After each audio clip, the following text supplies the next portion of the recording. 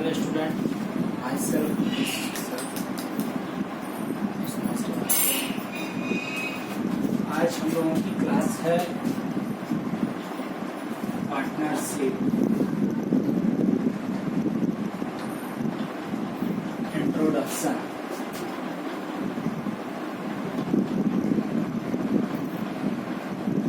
Partnership introduction, इसमें हम लोग जानेंगे कि पार्टनरशिप साझेदारी होती क्या है, साझेदारी का आशय क्या है, साझेदारी की जाती है, साझेदारी करने का पर्पस क्या होता है, क्यों हमें पार्टनरशिप फर्म काम करना चाहिए, इन सभी चीज़ों के बारे में इस चैप्टर में हम लोग।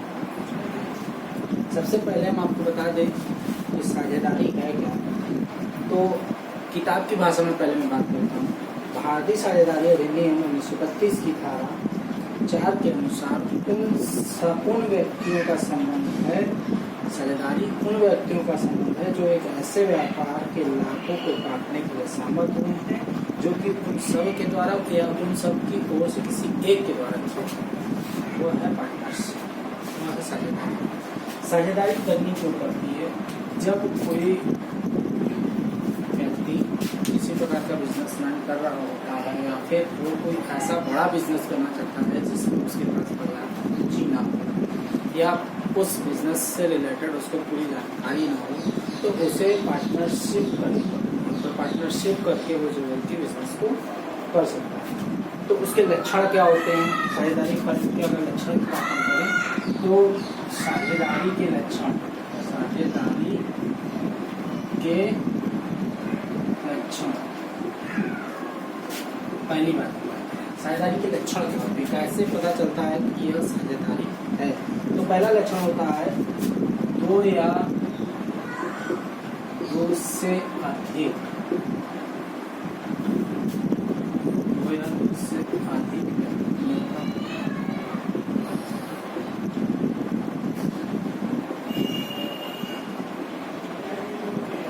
साझेदारी फर्म में कम से कम दो या उससे अधिक व्यक्ति होंगे तभी साझेदारी फर्म मानी जाएगी कि यह साझेदारी फर्म। उसमें कम से कम दो और अधिक से अधिक भी हो सकते हैं। नॉर्मल व्यवसाय में अधिक से अधिक जो 20 हो सकते हैं, जो कि आज की डेट में बढ़ा करके 50 और 100 तक हो चुके हैं। और बैंकिंग व्यवसाय में यही साझेदारों की संख्या मैक्सिमम 10 होती है। तो कम से कम दो या उससे अधिक व्यक्तियों का संख्या। दूसरी बात, ठहराव या अनुबंध, ठहराव या अनुबंध। साझेदारी फर्म में ठहराव या अनुबंध का होना जरूरी है। जब साझेदारी फर्म में ठहराव होगा, ठहराव का मतलब क्या होता है, या ठहराव या अनुबंध, इसका मतलब क्या होता है? मतलब ये कि साझेदारी स्टार्ट करने से पहले साझेदारी फर्म में साझेदारी संलेख को बना लेना चाहिए, जिसमें वो सारी बातों का उल्लेख होना चाहिए जो पार्टनरशिप फर्म से संबंधित है या जो उसमें हमें करना है, उससे रिलेटेड वो सारी जानकारी उसमें होनी चाहिए। और कारोबार का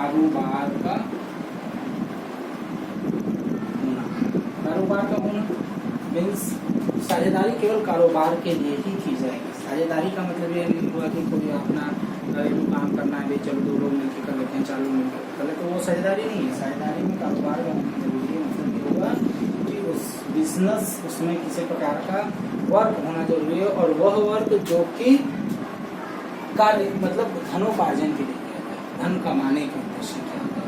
वह कार्य जो धन कमाने के उद्देश्य किया जाएगा, उस कार्य को कारोबार के अंतर्गत ही किया जाएगा, यानी कारोबार का होना भी जरूरी है। तो साझेदारी फर्म में कारोबार का होना जरूरी है। चौथा, कारोबार का उद्देश्य लाभ कमाना, कारोबार का उद्देश्य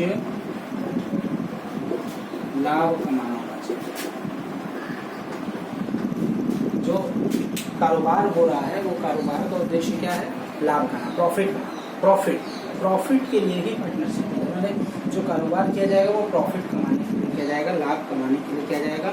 और उस लाभ को, जो लाभ कमाया जाएगा पार्टनरशिप फर्म, जो उस बिजनेस में लाभ कमाया जाएगा, उस लाभ को क्या करना होगा? आपस में जो भी पार्टनर होंगे, जितने भी पार्टनर होंगे, उनको आपस में अपने सहमति प्रॉफिट रेशियो में उसको हमें कैलकुलेट कर लेना होगा, यानी प्रॉफिट रेशियो में बांट देना होगा। यानी फर्म में जो भी प्रॉफिट या लॉस होता है साझेदारी फर्म में, उसे हम क्या करेंगे, आपस में जो भी पार्टनर होंगे, for example A B C, अगर 3 पार्टनर हैं तो फर्म में अगर 10,000 रुपये की प्रॉफिट होती है तो इस 10,000 रुपये को 3:2:1 के रेशियो में अगर हमें कैलकुलेट करना है तो 3:5:16 यानी 3/6 ए का हो गया, 2/6 बी का हो गया, 1/6 सी का हो गया। इसमें हम लोग डिस्ट्रीब्यूट कर लेंगे और जिनका जो रेशियो बनेगा उसके आधार पर हमको प्रॉफिट मिल जाएगी। तो ये होता है 4th चीज, कारोबार का होना, और कारोबार का सभी साझेदारों तथा उनमें से किसी एक के द्वारा चलाया जाए। ये जो 5वीं बात है, कौन चलाएगा, कारोबार का चलाया। तो साझेदारी जब स्टार्ट होगी, साझेदारी स्टार्ट होगी तो उसमें ये भी बात होगी कि कारोबार का चलाया जाना, यानी हो सकता है साझेदारी ए बी सी 3 लोग मिलकर के करते हैं, मान लीजिए ए बी सी 3 लोग मिलकर के पार्टनरशिप कर रहे हैं, लेकिन इन तीनों में से कौन पार्टनरशिप को चलाएगा, मतलब कौन बिजनेस को आगे बढ़ाएगा, उसके बारे में पहले से निश्चित होगा कि ए चलाएगा या बी चलाएगा या सी चलाएगा। और अगर तीनों चलाएंगे तो तीनों के जो है क्या वर्क होंगे, सबका अलग अलग वर्क होगा, कि सब मिल करके किसी वर्क को करेंगे। तो ये सारी बातें जो है ये साझेदारी स्टार्ट होने से पहले ही क्लियर कर ली जाएंगी। उसके बाद है प्रत्येक साझेदार अपनी फर्म का एजेंट, प्रत्येक साझेदार फर्म का एजेंट, जितने भी साझेदार हैं, जितने भी फर्म में साझेदार हैं वो सारे के सारे साझेदार क्या होंगे, फर्म के एजेंट होंगे। यानी कि वो सारे के सारे साझेदार, मालिक तो है ही है, वो स्वामी तो है ही है, क्योंकि वो बिजनेस प्रॉफिट और लॉस को आपस में शेयर करेंगे, लेकिन वो फर्म के क्या है, एजेंट भी हैं। यानी एजेंट के रूप में भी उन्हें वर्क करना है कि जरूरत पड़े तो किसी भी प्रकार के एजेंट के रूप में भी वो वर्क करेंगे। और यदि हो सकता है कि जो 3 पार्टनर अगर हैं ए बी सी, इसमें आपस में सहमति होगी कि नहीं केवल सी एजेंट के रूप में वर्क करेगा, ए और बी एजेंट के रूप में वर्क नहीं करेंगे, तो ऐसा भी पॉसिबल है। यानी साझेदारी फर्म में जो भी चीजें होंगी वो सारे के सारे साझेदार की सहमति पर होंगी, सारे पार्टनर सहमत होंगे एक दूसरे से, उसके आधार पर ही साझेदारी शुरू होगी, यानी उसके आधार पर ही साझेदारी का निवारण होगा, चलाना आगे बढ़ाने के लिए साझेदारी जो है स्टार्ट होगी। इसके बाद सेकंड थिंग आती है साझेदारी संलेख, यानी साझेदारी पार्टनरशिप फर्म हम स्टार्ट कर रहे हैं तो पार्टनरशिप फर्म के तो लक्षण हो गए कि क्या लक्षण है जो पार्टनरशिप फर्म का है। अब पार्टनरशिप फर्म स्टार्ट करने के लिए हमें सबसे जरूरी होता है कि हम पार्टनरशिप डीड यानी साझेदारी संलेख को बना लें। वो कैसे बनाते हैं, उसमें क्या क्या होता है, ये उसके बारे में जानते हैं हम लोग।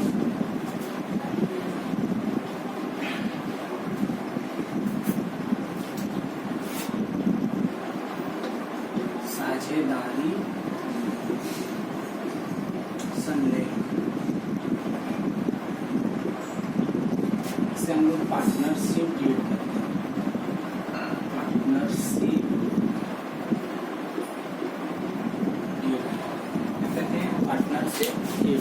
तो साझेदारी संलेख, पार्टनरशिप डीड बनाना किसी भी पार्टनरशिप फर्म के लिए अनिवार्य है, जरूरी है, क्योंकि पार्टनरशिप फर्म बना लेने से हम ये क्लियर होता है कि आगे कौन सी चीज़ें कैसे करनी है, क्या नहीं करनी है, और जो 4 पार्टनर हैं या 2 पार्टनर हैं उनमें आपस में किसी प्रकार का कोई मतभेद होता है तो उसे भी हम इस पार्टनरशिप डीड के माध्यम से सॉल्व कर सकते हैं, इसलिए पार्टनरशिप डीड बनाना अनिवार्य है। तो पार्टनरशिप डीड में क्या क्या चीज़ें, पहले तो पार्टनरशिप डीड होती क्या है उसके बारे में। पार्टनरशिप डीड एक प्रकार का, जिसे हम कह सकते हैं कि प्रपत्र, जैसे हम एक तरीके से आपको बॉन्ड समझते हैं, बॉन्ड होता है जैसे कि कोई आप कहीं किसी प्रकार का पैसा जमा करते हैं, रसीद जमा करते हैं, तो उसमें आपको एक प्रूफ के रूप में मिलता है जिसमें यह लिखा होता है कि आपने इतना पैसा जमा किया, जैसे आपको इतने दिन के बाद पेमेंट मिलेगा, कैसे, तो सारी चीज़ें उसमें लिखी होती है, उतने दिन के बाद कितना मिलेगा, सारी चीज़ें। उसी प्रकार का ये पार्टनरशिप डीड होता है जिसमें ये सारी बातों का उल्लेख होता है कि पार्टनरशिप फर्म में जो भी वर्क किया जाएगा वो कैसे किया जाएगा, किस आधार पर किया जाएगा, उससे क्या नियम कानून होंगे, वो सारी की सारी बातें पार्टनरशिप डीड में लिखी होती है। पार्टनरशिप डीड बनाने से फायदे ये होते हैं कि इन फ्यूचर अगर कोई पार्टनर किसी भी प्रकार की उसमें धांधली करता है या किसी प्रकार की बेईमानी करना चाह रहा है वो नहीं कर सकता। क्यों? क्योंकि पार्टनरशिप डीड में वो सारी बातों का उल्लेख होता है जो पार्टनरशिप होना चाहिए। जैसे कि सबसे पहली बात अगर हम करें तो पार्टनरशिप डीड में पूंजी, पार्टनरशिप डीड में जितने भी पार्टनर हैं उन्होंने कितनी कितनी पूंजी लगा रखी, क्या क्या उनके कैपिटल लगे हुए हैं पार्टनरशिप डीड में, उन सारी बातों को लिखा जाएगा। अगर एक पार्टनर है, दो पार्टनर है या तीन पार्टनर है तो ए बी सी मान लीजिए तीन पार्टनर हैं तो तीनों ने कितनी कितनी पूंजी लगाई है ये लिखा होगा। सेकंड थिंग कि पार्टनरशिप फर्म का नाम क्या है, फर्म का नाम, फर्म का नाम जरूरी है, फर्म का नाम और पता, ये जो फर्म आपकी है उस फर्म का नाम क्या है और उसका पता क्या है ये पार्टनरशिप शीट में लिखा होगा। उस फर्म में कितने पार्टनर हैं उन पार्टनर का नाम यानी साझेदारों का नाम जिसे हम कह सकते हैं, साझेदारों का नाम और पता, नॉमिनी कौन कौन होगा मतलब उत्तराधिकारी,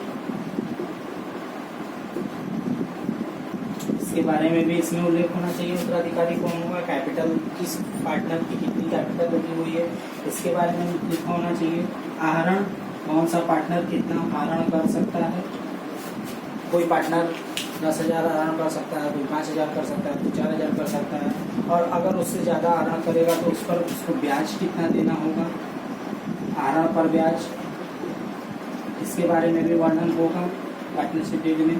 पूंजी पर ब्याज, पूंजी पर ब्याज इस पर भी वर्णन होगा क्योंकि कभी कभी ऐसा होता है कि जितने भी पार्टनर हैं उन्होंने जितनी भी पूंजी लगा रखी है अब वो क्या करते हैं पूंजी को आगे बढ़ाना चाहते हैं और ज़्यादा पूंजी लगाते हैं तो उस ज़्यादा पूंजी लगाने को क्या ब्याज मिलेगा उसके बारे में भी इसमें वर्णन होना जरूरी है। इसके बाद लाभ और हानि, लाभ और हानि पार्टनरशिप डीड में ये लिखना होना जरूरी है कि पार्टनरशिप फर्म में जितने भी पार्टनर हैं उनको आपस में प्रॉफिट रेशियो क्या होगा, लाभ हानि को किस रेशियो में बांटेंगे ये भी इसमें लिखना होना जरूरी है क्योंकि इसके आधार पर ही जो है वो फ्यूचर में लाभ हानि बांटते हैं।